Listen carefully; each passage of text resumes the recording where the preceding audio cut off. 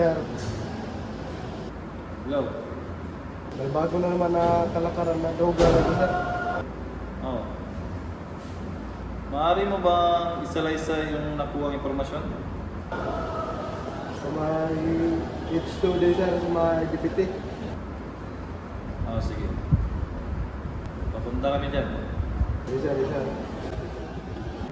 Okay, men. Pinapatawag ko kayo dahil marami na naman akong nababalitaan na maraming krimen na nangyayari dito sa H2D. Oo nga sir, may sagot kaming balita na marami na daw magtitinda ng droga sa lugar na yan. Sa ganon, gusto ko i-confirm nyo ito at aksyonan nyo agad. Kapit? Kasi sir,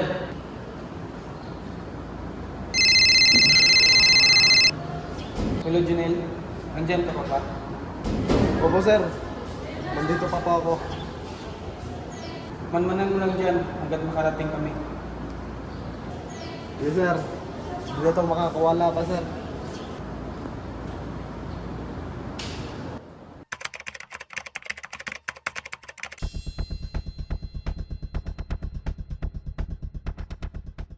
Junel, Yes, sir. maaaring mo bang ituro sa amin yung nagbibinta ng lugar? Opo, sir. Opo, sir. Sa may H2D, sir. Opo, sir. Tara, gawin mo kami. Yes, sir, yes, sir.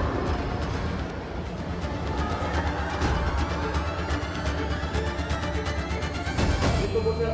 Pagsisinda sa... Yes, sir, sir. Uy, pare. Kumusta? Okay lang, pare. Kano ba yan? Okay lang, pare. Sige, ito lang kayo. Goods. Tara, pare.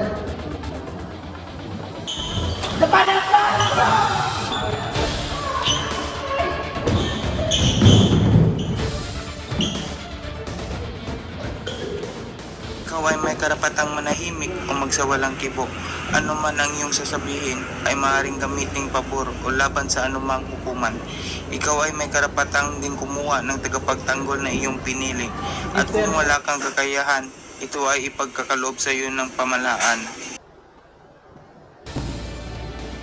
Nahuli ko lang siya sa akto na nakikinig ng droga. Ito po yung Mark Money at sa yung droga na aabot ng siguro mga 50,000 yung ikabalik ito ng droga.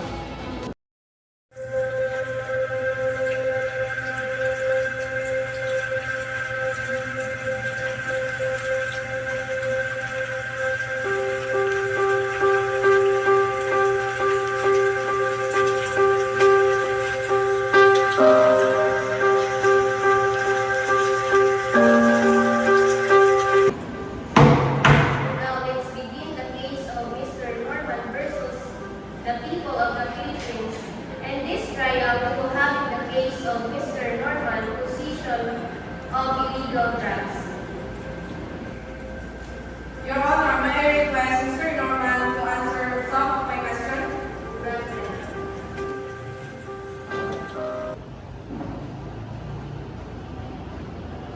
Mr. Norman, may I ask if nasaktan po ba kayo sa paghuli sa inyo? Hindi po.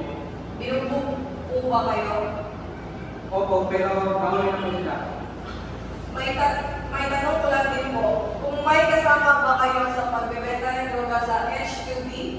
Opo. So, base sa sinasabi mo, inaari mo bang nagbebenta ka ng droga at nahuli ka nila sa aktong nagbebenta ka ng droga? Opo. That's all, Your Honor.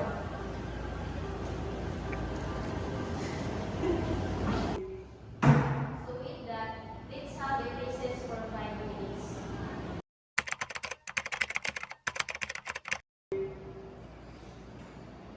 This trial is going to end having Mr. Norman guilty for Republic Act 9165 for distribution of illegal drugs, sentencing 12 years of imprisonment with no probation and a fine of 100,000 pesos. Now, this case is closed.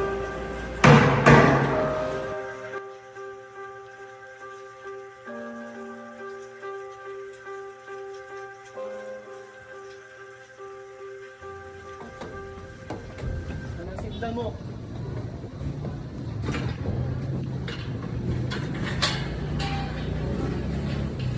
Ah, may bagong set na. Kayo na bahala dyan. Ano kaso yan, sir? Drugs. Ah, iyak ka pa ha? Matapang ka ba?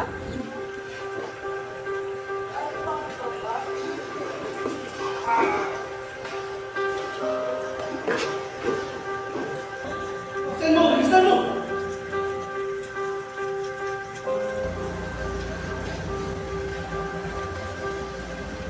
Tao kamot.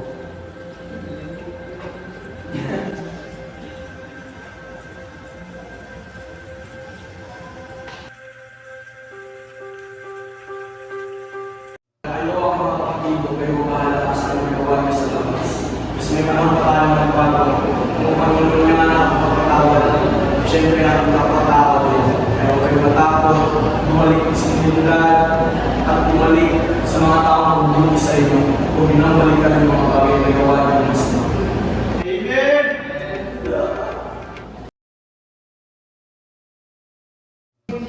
Nananapon sa lahat, nandito po tayo upang talakayin ang kampanya para iwas sa droga.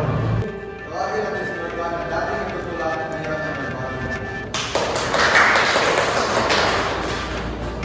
Ako pala si Norman, dati galing sa droga. Ngayon ay nagbago na ako. Dahil hindi maganda sa kamulungan.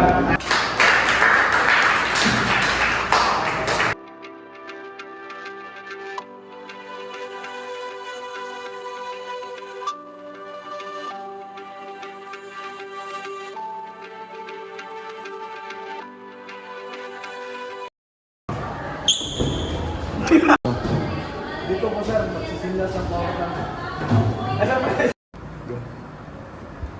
Okay, men. Marami naman. Tawagin natin si Norman na dating nagtutulak ngayon ay magbago na.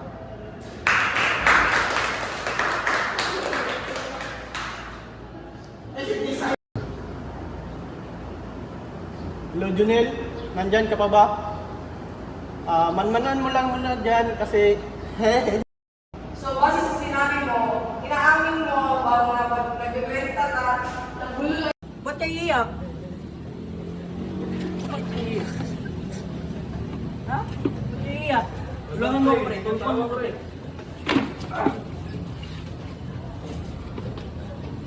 Ay, katawa.